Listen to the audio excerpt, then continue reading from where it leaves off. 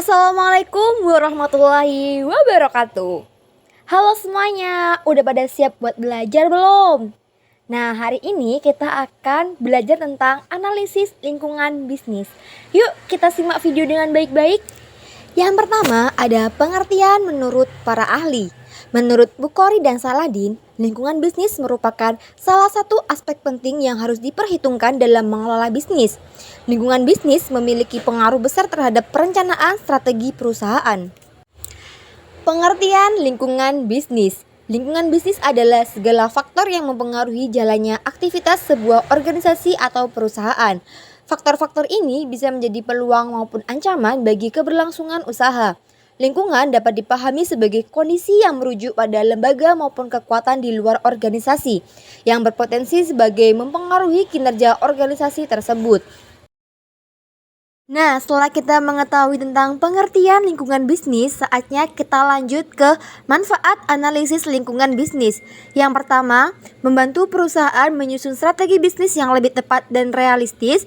Yang kedua, membuka peluang baru dengan memahami tren pasar, kebutuhan konsumen, dan perkembangan teknologi.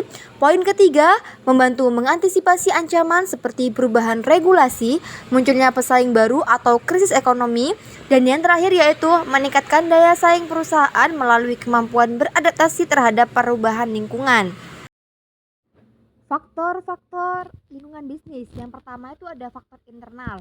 Nah, faktor internal ini dibagi menjadi 5 poin. Yang pertama ada sumber daya manusia, budaya perusahaan, struktur organisasi, kepemimpinan, dan finansial. Yang kedua adalah faktor eksternal. Nah, di dalam faktor eksternal ini itu dibagi menjadi 2, yaitu lingkungan umum dan lingkungan industri. Kita bahas satu persatu ya. Yang pertama ada lingkungan umum. Ini mencakup faktor demografi, ekonomi, politik hukum, sosial budaya, dan teknologi. Yang kedua, lingkungan industri. Nah, di lingkungan industri ini itu berkaitan dengan 5 kekuatan Porter, yaitu ancaman pendatang baru, kekuatan pemasok, kekuatan pembeli, produk pengganti, dan intensitas persaingan. Sekarang kita lanjut ke unsur-unsur lingkungan bisnis. Nah, di unsur-unsur lingkungan bisnis ini dibagi menjadi 5. Yang pertama ada lingkungan fisik yang terdiri dari tanah, iklim, topografi, air, udara, dan infrastruktur. Yang kedua ada lingkungan ekonomi, terdiri dari sistem pasar dan kondisi perekonomian, distribusi, daya beli masyarakat.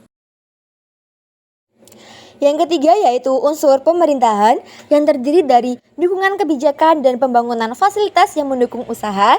Yang keempat yaitu unsur lingkungan hukum yang terdiri dari aturan, regulasi, dan etika. Dan yang terakhir yaitu unsur lingkungan internasional yang terdiri dari aktivitas dan interaksi bisnis antar negara atau yang bisa disebut dengan ekspor-impor. Sekarang kita lanjut ke dalam teknik analisis lingkungan bisnis. Yang pertama ada analisis SWOT. Analisis SWOT digunakan untuk mengidentifikasi kekuatan, kelemahan, peluang, dan ancaman yang dihadapi perusahaan. Teknik ini membantu perusahaan memahami kondisi internal dan eksternal secara seimbang, sehingga dapat memaksimalkan keunggulan yang dimiliki, memperbaiki kelemahan, memanfaatkan peluang yang muncul, serta mengantisipasi berbagai ancaman. Dengan demikian, analisis SWOT ini menjadi alat penting dalam perumusan strategi yang realistis dan efektif. Yang kedua yaitu analisis PESTEL. Analisis ini berfokus pada evaluasi faktor-faktor eksternal, contohnya politik, ekonomi, sosial, teknologi, lingkungan, dan hukum. Nah, melalui analisis ini, perusahaan itu dapat memahami perubahan dalam kebijakan, kondisi ekonomi, tren sosial budaya, perkembangan teknologi, isu lingkungan, serta regulasi yang berlaku. Sehingga hasilnya itu membantu perusahaan menyesuaikan strategi agar tetap relevan dan mampu beradaptasi dengan dinamika lingkungan makro. Nah, teknik yang terakhir yaitu analisis Porter's Five Forces. Nah, analisis ini menilai tingkat persaingan dalam suatu industri melalui 5 kekuatan. 5 kekuatan ini mencakup ancaman pendatang baru, kekuatan pemasok, kekuatan pembeli, ancaman produk pengganti, dan intensitas persaingan antar perusahaan. Dengan memahami kelima aspek ini, perusahaan itu dapat menilai posisi kompetitifnya, memprediksi tekanan yang mungkin muncul, dan menentukan strategi untuk memperkuat daya saing, serta memanfaatkan peluang dalam industri tersebut. Nah, karena semua materi telah disampaikan, terima kasih sudah menyaksikan video kami. Sampai jumpa di lain waktu.